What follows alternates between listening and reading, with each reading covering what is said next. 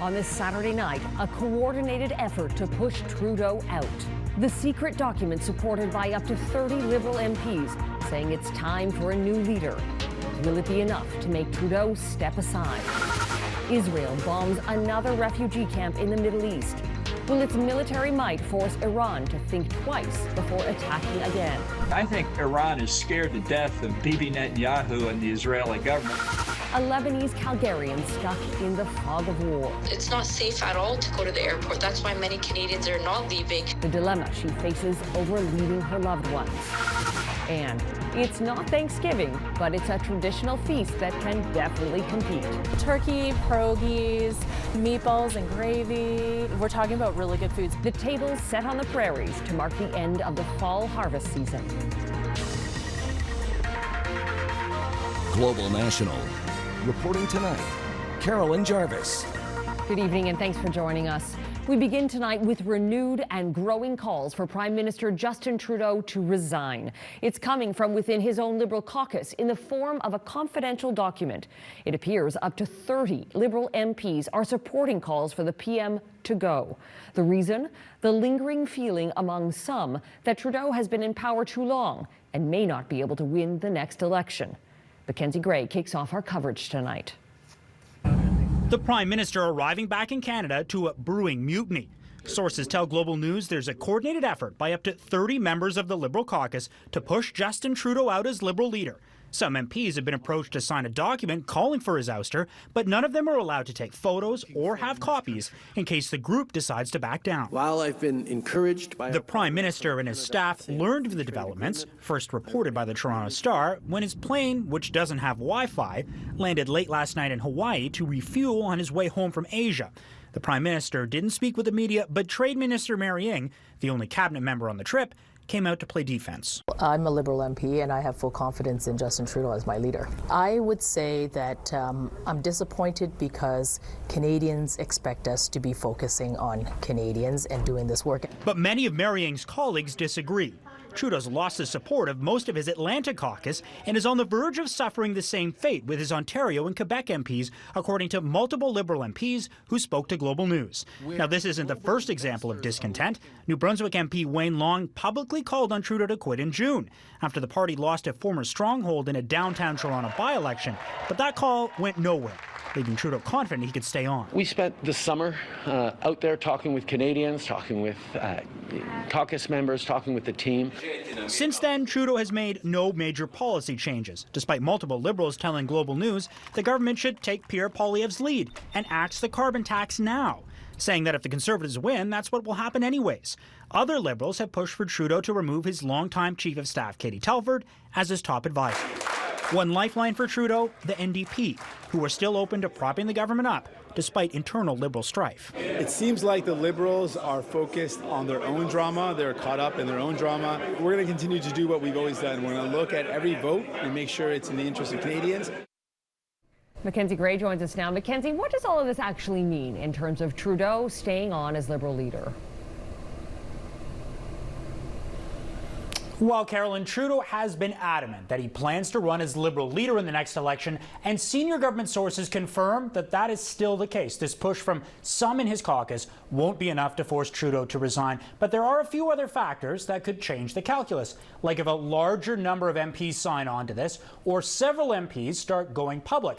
And another game changer, if a cabinet minister wants the top job and calls for Trudeau to quit. And you just have to think back to the Chrétien years, when Finance Minister Paul Martin made it clear to Liberals he was ready to replace Chrétien. But as it stands right now, no Trudeau cabinet minister publicly or privately is saying they want to push him out. Now, it's also important to note that Liberal MPs don't have the same power as Conservative MPs to hold a secret ballot vote to remove the leader, like what happened to Aaron O'Toole when he was given the boot by Conservatives. So what is next? Well, Parliament is not sitting next week, so Liberals wanting Trudeau to go can continue to organize, and the PMO has time to try and find out who's behind this, to either kick them out of caucus or make changes to appease them. And most importantly for Trudeau, Carolyn, avoid this from spreading any further.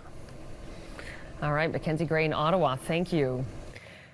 Just 3 days after Hurricane Milton ravaged central Florida, some Canadians are feeling grateful they made it back to Canada safely. Countless homes in that state are in complete ruins, communities battered by storm surge. Bianca Facchinei has more on how Florida is recovering. Recovery efforts underway in Florida after Hurricane Milton, and residents still reeling. Everything's gone.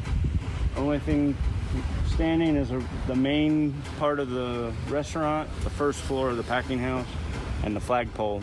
While the storm surge wasn't as bad as experts feared, dozens of tornadoes swept across the state, killing at least 6 people in a retirement home in Fort Pierce. A team from Salvation Army Canada is in Sarasota to help out for the next 2 weeks. Recovery takes so long, and the communities that were hit hardest are certainly going to need the support for a longer time. The Sunshine State is well known to Canadian residents, like Sharon Knowles, who fled back to Ontario as Milton approached. Everybody's lives were just thrown out the door in piles all down the roads. We're driving down the road and it's just one life after the other. We were lucky we hired young guys to come in right away and help us get it out. But our whole place is gutted. It's just the exterior shell of our place that's left standing. Local authorities say they're working hard to rebuild as fast as they can, but acknowledge there's a long road ahead. We have many people displaced. They're living in shelters. Hopefully FEMA will come in to provide some temporary living assistance. FEMA Administrator Deanne Criswell confirmed the agency has enough money to support recovery from both Helene and Milton. Meanwhile, President Joe Biden promising to give Florida all the support it needs. We're going to do everything we can to help you pick back up the pieces and get back to where you were. And President Joe Biden will travel to Florida on Sunday for the second time in just 10 days after initially visiting the state in the wake of Hurricane Helene. Carolyn. Bianca Facchinei in Washington, thank you. Well, despite former President Donald Trump sharing limited details about his health, Kamala Harris's campaign has released her medical report. In a letter sent today, the physician to the American vice president outlined that she is in, quote, excellent health. He says Harris possesses the physical and mental resiliency required to be president. Meanwhile, a spokesperson for Trump's campaign say his past medical reports have concluded that he is fit to be commander-in-chief. In Toronto, there's been an alarming incident at a Jewish elementary school for girls. Police are investigating shots that were fired outside the school on the morning of Yom Kippur, the holiest day on the Jewish calendar. As Sean O'Shea reports, it's the latest in a worrying trend over the past year. It is Yom Kippur, and a Jewish school has been shot up. This Jewish girls' school in the north end of Toronto, now a crime scene on this high holy day. We understand that this is deeply unsettling for the Jewish community, especially today on such a significant day. Police got a call in the early morning that the school's front window had been smashed. They arrived to find someone had fired on it from the street. Down the block, evidence markers stood beside shell casings. The school was empty overnight and no one was hurt. This is really just a continuing and escalating pattern of hatred and violence that is targeting the Jewish community. It's the second time in 7 months someone shot at the school. The other case remains unsolved. Someone would do something like that is just horrific. Toronto's mayor echoing the sentiments of many leaving synagogue. It's just devastating. Toronto police have stepped up patrols outside synagogues like this one, trying to provide reassurance. But in the last year, many in the Jewish community say they feel unsafe. You have to look in front of you, behind you, to the left and to the right. Ontario Premier Doug Ford said prison sentences for offenders need to increase. These people need to be caught. They need to be thrown in jail. We need mandatory sentences that will throw them in jail for 10 years and deter these people from ever doing this again. Yes, we need to arrest them. Jewish community and high holidays deserve to feel safe. Prime Minister Justin Trudeau on social media saying anti-Semitism is a disgusting and dangerous form of hate, and we won't let it stand. Incidents like this one keep many on edge. Are worried walking out our door and coming to our synagogue. It's very fearful for everybody. My grandchildren go to school. It's also at a Jewish school. Police are refraining from calling this a hate crime for now, although detectives from that unit are involved in this investigation. So far, they've arrested no suspects. Carolyn. Sean O'Shea in Toronto, thank you. In the Middle East, Israel is ramping up its deadly assault on northern Gaza. Palestinian medical officials say more than 20 people have been killed by the latest strikes around the Jabalia refugee camp. The attacks are forcing many to flee once again after new evacuation orders were issued by the Israeli military. The UN says the assault has trapped around 400,000 people and is preventing humanitarian aid from entering. In Beirut, Iran's parliamentary speaker, one of the most powerful officials in his country, toured the aftermath of the recent Israeli airstrikes. Mohammad Ghalibaf met with his Lebanese counterpart. Flanked by two Hezbollah officials, he reaffirmed that Iran will continue to stand with Lebanon. His visit comes after the latest Israeli strikes targeting Hezbollah militants, which killed dozens this week. And there is mounting anxiety in the region with the possibility Israel may retaliate over Iran's rocket attacks earlier this month. It's an especially worrying prospect for Israel's largest ally, the U.S., who may be at risk of getting more involved despite their diplomatic efforts. Mercedes Stevenson is looking into what could happen next and joins us from Ottawa. Mercedes, what can you tell us?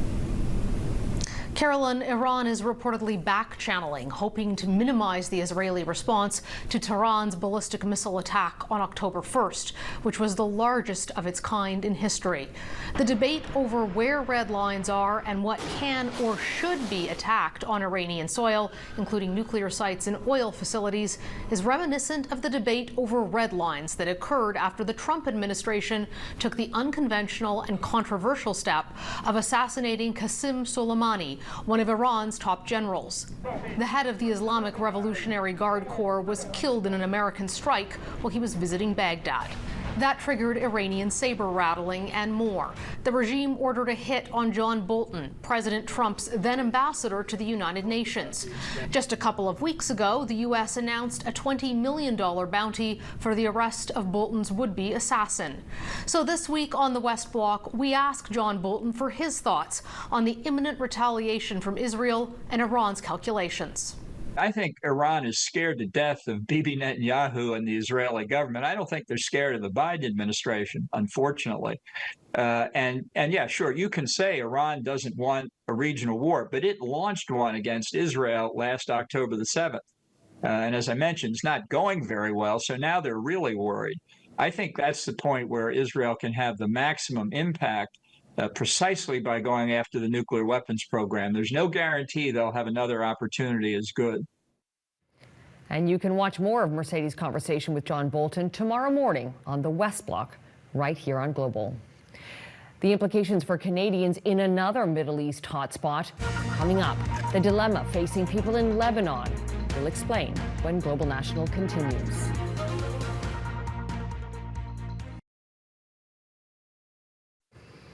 Excerpts from the memoir of late Russian opposition leader Alexi Navalny have been released, revealing that he believed he would die in prison. Navalny, who was Vladimir Putin's fiercest rival, began writing Patriot while recovering from a poison attack and continued writing while in prison. He wrote that dying behind bars was the worst thing that could happen because, quote, there will not be anybody to say goodbye to. All anniversaries will be celebrated without me. I'll never see my grandchildren. Navalny died in a remote Arctic prison in February. Returning to the Middle East now, where Global Affairs confirmed it had helped over 1,000 Canadians leave Lebanon on commercial flights in recent days, but more than 5,000 others who registered for information on evacuation have decided not to leave. Our Heather Urix-West spoke with a Calgary woman stranded in a Lebanese village who feels she has no other option but to stay. Smoke rises from the rubble in Lebanon's Bekaa Valley after an airstrike killed 4. For Calgary's Rania Joma, it was another close call. They bombed a village right next to us at 2 a.m. and me and my husband, we woke up. I just started screaming immediately because, like, what is this? I've never experienced this. Joma moved to Lebanon to be with her husband several years ago, but the couple would like to be in Canada, especially now. I've applied for a spousal sponsorship over 3 years ago and still waiting. It's in progress for the last 3 years. The Canadian government says while its current focus is on assisting Canadian citizens and permanent residents to evacuate Lebanon, temporary resident and family class applications are still being processed. Though Joma's been given no indication how much longer it could be. Leave for safety. Back home in Calgary, Joma's aunt can only worry and wait, her anxiety amplified by the recent death of a friend. His house was bombed and he passed away with his mom. He was killed with his mom. And that's like somebody that I know so well, I work with. Each day, Malakeh El Malt says she lives in fear of more bad news. Her elderly father refuses to leave his home. A lot of people in his situation, they don't want to leave. They don't want to start all over again. When you are 60 or 70 or 80, you have built your life there. As the violence intensifies, Joma says her husband is encouraging her to go alone. But getting to an airport at this point has also become a perilous task. It's not safe at all to go to the airport. That's why many Canadians are not leaving. You know, how are we expected to get to the airport when they're bombing the road to the airport? They're bombing near the airport. And so for now, Joma says she has no choice but to stay, hoping her family will remain safe through the bombings and violence until there is peace. Heather Yurex West, Global News, Calgary. Ahead, new evidence that a gender diversity program in BC schools is working. So why is it still sparking controversy?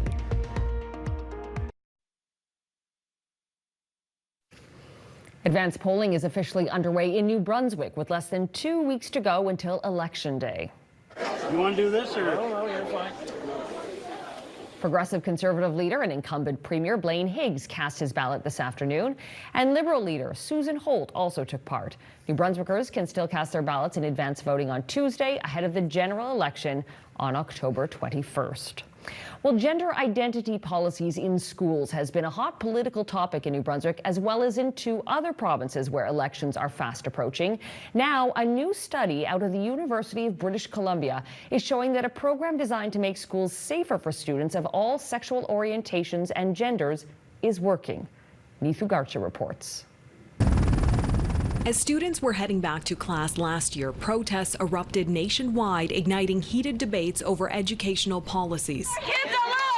While there wasn't this kind of mass nationwide protest this year, the issue has remained top of mind for many. A University of British Columbia study is shedding light on a related topic: sexual orientation and gender identity, or SOGI education. It's province-wide, 482 schools across 55 of the 60 school districts, over 10 years. The report's lead author, Elizabeth Saywick, says the research reveals the SOGI 123 program, designed to create an inclusive environment, has successfully reduced bullying and violence for both LGBTQ2+ and heterosexual students. A lot of heterosexual young people actually report that kind of discrimination because they're targeted or called gay or lesbian or bisexual. The study analyzed data from an adolescent health survey. It found over the past decade, as SOGI 123 was introduced in more schools, verbal harassment of straight and LGBTQ2+ teens has declined. We saw improvements in terms of things like reductions in verbal harassment, declines in the number of young people who experienced social exclusion or being excluded on purpose at school, and even physical assaults in school. These educational resources are an issue in 3 upcoming provincial elections in New Brunswick, Saskatchewan, and here in BC, where there is pressure from the leader of the BC Conservative Party to make changes, which the incumbent BC NDP has no plans to make. SOGI's become a lightning rod, and it needs to be removed from our schools. The Conservatives are being so vague. It is not clear at all what it is that they're going to do, what they're going to cut, what programs won't exist anymore. Saywick says despite the protests against the policies, which she believes are often based on misinformation, the acceptance of the materials among parents is increasing. Neethu Garcha, Global News, Vancouver. They're called fall suppers, and they are unique to the prairies. We take you to this feast for an entire community next.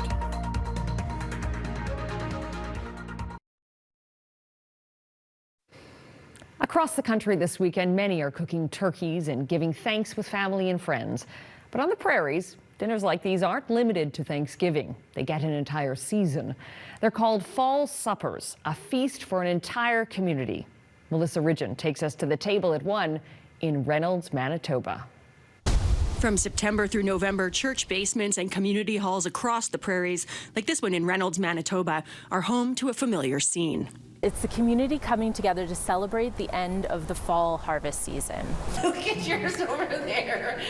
It takes an actual village to make it happen, from the fun fall decor to the kitchen labor. We have done 9 turkeys today, and it took us about 5 hours to cook them. So we've also done 40 pounds of meatballs. These are our handmade meatballs. Right here is just preparing for our stuffing currently. These are our cabbage rolls. It took 3 ladies and 2 days to do that. All a prelude to a feast. Imagine walking into a room with a bunch of long tables and a buffet-style dinner. But this is going to be home-style cooking. This is going to be like your favorites. Turkey, pierogies, meatballs and gravy. Yes, we're talking about really good foods. They are the original farm-to-table pop-up, but without the hefty hipster bill. So typically, you're looking at anywhere from $20, maybe $25. All funds go back to the community club. We have some repairs in our roof we need to do, our electrical bills, all the bills we have for the community hall. Practical and served up with charm. It just reminds me of a country home, and a country and like just everything about it. These traditional fall feasts are starting to take root beyond just the prairies, so check around online to see if there's one in your neck of the woods. And pro tip, if you go, make sure you are wearing loose clothing so you can take advantage of all of those desserts. Don't wear jeans! Do not wear jeans. Melissa Ridgen, Global News, Reynolds, Manitoba. Got it, no jeans. All right, that's Global National for this Saturday night. I'm Carolyn Jarvis. Tonight's Your Canada is our country's northernmost community, Grise Fjord Nunavut. We love seeing Your Canada. Please keep emailing your photos to globalnational@globalnews.ca. Thanks for watching. Hope you'll join us again tomorrow night.